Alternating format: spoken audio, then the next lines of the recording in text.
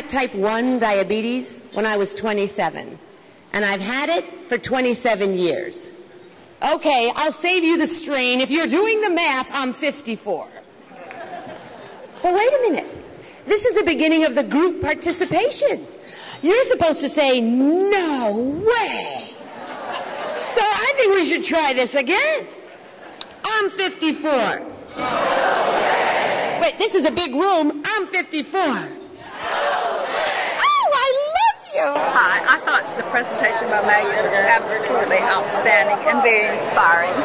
And I know when we first find out about diabetes, we want to ignore it. Okay, maybe we want to ignore it all the time, but particularly in the beginning, we might want to ignore it. Maybe you feel like my mom felt when she got type 2. Oy, another doctor, another pill, another prescription I need to fill, another season, another reason for making co-pays.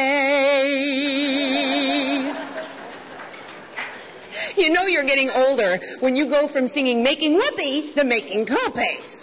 It's so great to learn from each other, and sometimes we think, well, we know everything, but there's always something else to learn, right, in life? And I remember one time I thought I was Little Miss Smarty Pants. I had everything all figured out. You couldn't tell me anything about diabetes. And then I brought a plane down. No kidding. All I remember is looking at the row in front of me on the airplane, because I wanted to see what the stewardess was passing out for lunch, to see if it was better than what I brought with me. Okay, so you know this is 20 years ago if I think the food on the airplane is going to be good, right? Now, I had food with me. Did I eat it? No. You were there. You know that.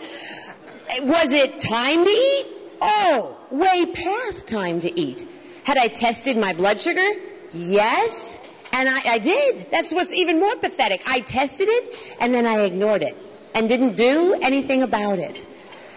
And then the next thing I remember, I'm waking up. I come to, and the stewardess is snuggling with my 3-month-old 2 rows back. And then I realize we're on the ground. That's not good. And I look at my brother next to me, and he is white as a sheet. And then I notice that every single eyeball on that plane is looking at me. And I realize I have got chocolate spread all over my face, my hands, and down the front of me. Some genius had told them that chocolate was the answer to a low blood sugar reaction. I know that Maggie was fantastic. I enjoyed it because I have taken it on as really, as a heavy load, as a burden. I was diagnosed in November, and you made me feel, you lifted like a weight, you know, because you're carefree about, not carefree where you don't care, but that it doesn't have to be so heavy-hearted about it. So I like that, and I know that a lot of people have enjoyed that. You made us laugh, and you know, you just lifted our spirits, and that's what we need. And they keep a log. And let me tell you, there's a lot of stuff on here. I think they have the number of arguments they might have had that day to see if that raised their sugar up. I'm not sure. But they track all kinds of information. Thank you. That's awesome. That's wonderful. And, you know, that's the kind of information we want to bring to our doctor's office, right? You know, my brother wanted to kill me when he found out that any of the sugared juice or sugared soda on that beverage cart could have brought me out like a lot faster. But I hadn't told him how to help me if I needed it. So I left him helpless. So I learned the hard way. We definitely don't want to ignore the basics of diabetes. Or we don't want to get too busy that we just can't deal with it. Because if we do, we could end up in Oklahoma instead of New York City. I scared my daughter. I frightened myself. I've got ex-boyfriends who could tell such embarrassing stories. But I kept on searching, 'cause I knew there had to be a better way. There had to be a better way.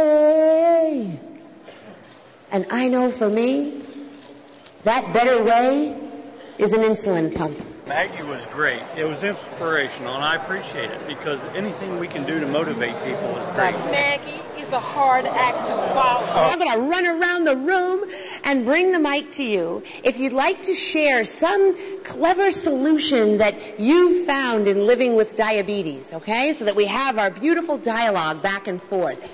Now, to give you some ideas, maybe you have a wonderful endocrinologist or diabetes educator or nutritionist, or you've discovered something about, exercise or whatever it is. So at work, everybody does periodic exercise, like you ring a bell and then everybody stands up and does a little exercise. Right. What a great idea. This is very good. Thank you. That's wonderful. Okay, wait, here's another idea. I'm going to get a lot of exercise. This is excellent. We just want everyone to know it's not impossible to walk around the block. It's not impossible to dance and let it rock. And you can feel better every day. It's not impossible. You can feel good now. Whoa, whoa, whoa, whoa. We'd like to thank you for participating and attending this wonderful Diabetes Dialogue event. Thank you.